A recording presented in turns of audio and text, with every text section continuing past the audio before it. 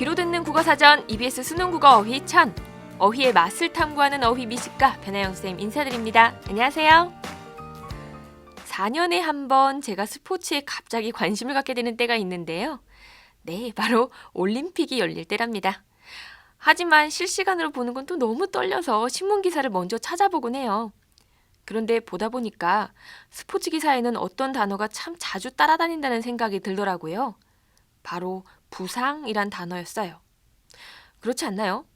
부상으로 경기에 출전하지 못하게 되었다. 이런 안타까운 소식 여러분도 본 적 있을 겁니다. 그런데 한편 이런 부상 말고 또 다른 부상이 있어요. 누구누구 유망주로 급부상 이런 거 말이에요. 이런 부상은 참 반가운 부상이죠. 그런데 여기서 유망주로 급부상이라고 할 때 부상이 무슨 뜻인지 생각해 보신 적 있으신가요? 오늘은 이 어휘에 대해서 이야기를 해보겠습니다. 본격 어휘의 맛을 탐구하는 시간, 국어 어휘사전 오늘의 주인공은 바로 이 어휘들입니다. 방금 얘기했듯 몸을 다쳤을 때를 말하는 부상 말고요. 유망주로 급부상 할 때의 부상의 뜻부터 보도록 하겠습니다. 한자를 풀어보면요. 뜰 부자에 위상자를 써서 위로 떠오른다는 의미를 갖고 있습니다. 1차적으로 그렇게 위로 떠오르는 것을 나타내는 거죠. 물 위로 떠오른다든지 공기 중으로 떠오른다든지 하는 거예요. 자기부상열차라는 거 있죠. 이때도 부상이란 말이 들어갔는데 부상의 뜻을 생각해보면 자기부상열차란 자기력을 이용해 차량을 선로 위에 떠오르게 해서 즉 띄워서 운행하는 열차를 말하는 것이겠네요. 그렇죠?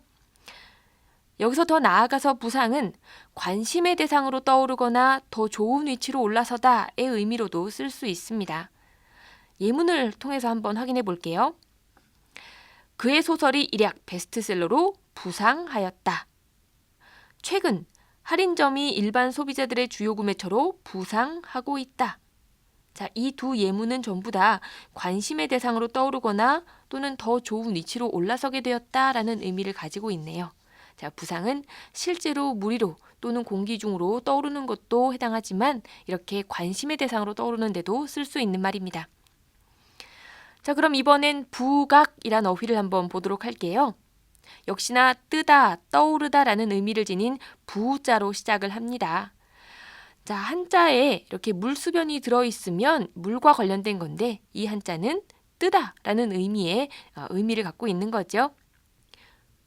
부각은 한자풀이상 떠오르게 새긴다는 뜻으로 마치 물 위로 떠오른 것처럼 두드러지게 한다라는 의미를 지니고 있습니다. 흔히 부각하다 또는 부각되다로 쓰이는데 부각의 의미를 생각해 본다면 쉽게 연결이 되죠. 부각하다는 주목받는 사람, 사물, 문제 따위로 나타나다라는 의미가 됩니다. 두드러지게 주목을 받는 대상이 되는 걸 말하는 거죠. 이번에도 예문으로 이해해 볼게요. 맹자는 의를 목숨을 버리더라도 실천해야 할 가치로 부각하였다. 그 문제는 새로운 쟁점으로 부각되고 있다. 이런 식으로 쓰는 부각입니다. 주목받는 사람 또는 주목받는 문제로 나타나게 하는 것을 부각하다 또는 그렇게 부각되다 라고 말하는 거죠. 뜰 부자로 시작하는 단어에는요. 부유라는 것도 있습니다. 부유하다 또는 부유물 이런 말 들어본 적 있으신가요? 한자풀이를 보면요. 역시 뜰 부자를 쓰고요. 유는 두 개 한자를 쓸 수 있어요. 떠돌 유자를 써서 부유라고 하기도 하고요.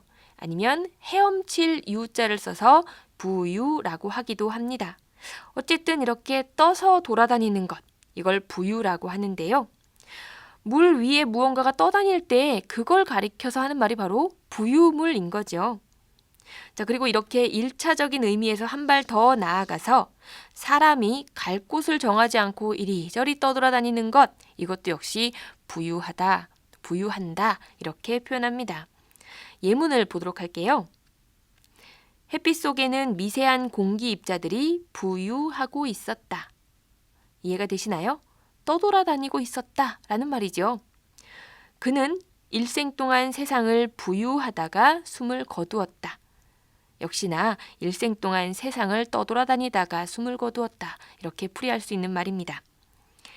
지금 소개한 부유라는 말은요, 재물이 넉넉함을 나타내는 그 부유와는 다른 겁니다. 아시죠?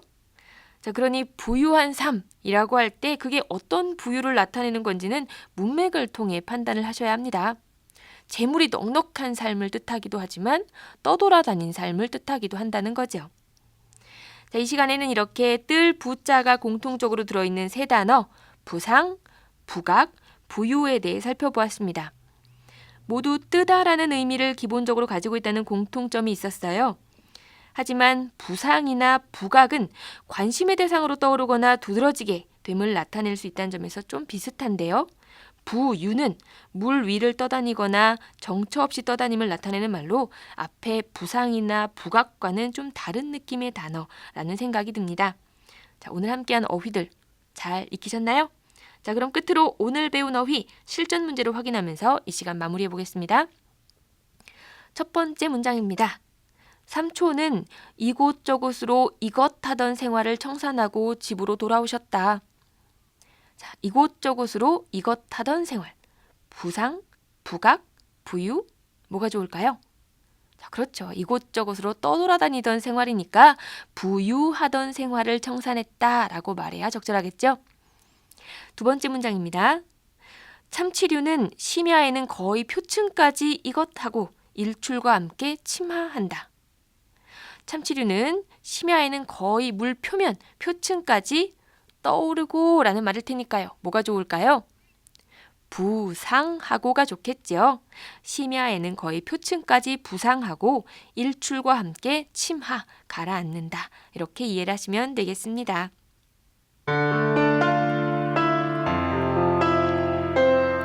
국어어휘사전 오늘은 부자가 들어간 세 단어를 함께 봤습니다. 이 시간 진행의 저는 변아영쌤이었고요. 국어 과목이 여러분이 가장 사랑하는 과목으로 부상하기를 바라면서 다음에 저는 또 다른 어휘로 만날게요. 안녕히 계세요.